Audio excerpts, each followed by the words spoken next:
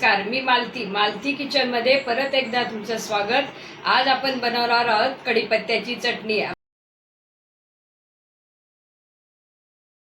कढीपत्त्याच्या चटणीला लागणारं साहित्य: कढीपत्ता, शेंगदाणे, डाळवं, तीळ, खोबरं, तेल, जिरे, तिखट, चिंच, गूळ, चवीपुरतं मीठ। बघा, आपण कढीपत्त्याच्या चटणीचं साहित्य बघितलं। आता आपण कृती बघूया।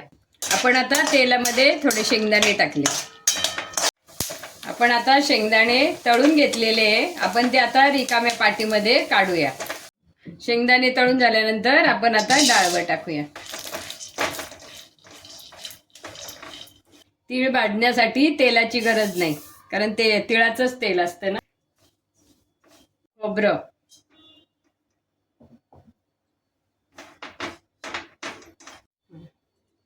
आपण आता थोडेसे तेलामध्ये कढीपत्ता तळून घेऊया।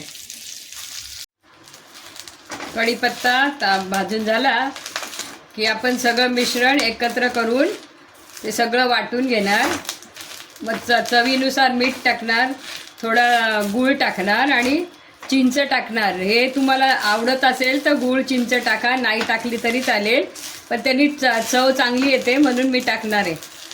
तळून घेतलेल्या मिश्रणामध्ये आपण तिखट, कच्चे जिरे, चवीनुसार मीठ, आवडीनुसार चिंच आणि गूळ टाकणार आहोत।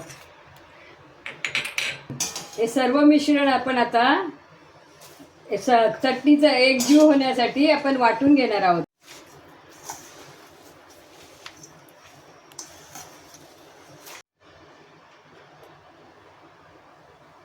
तयार केलेलं मिश्रण वाटून झाल्यानंतर आता चटणी खाण्यासाठी रेडी झालेली आहे। शेवटपर्यंत बघण्यासाठी धन्यवाद। व्हिडिओ आवडल्यास लाईक करा, शेअर करा, चॅनलला फॉलो करा, बेल आयकॉनवर क्लिक करा।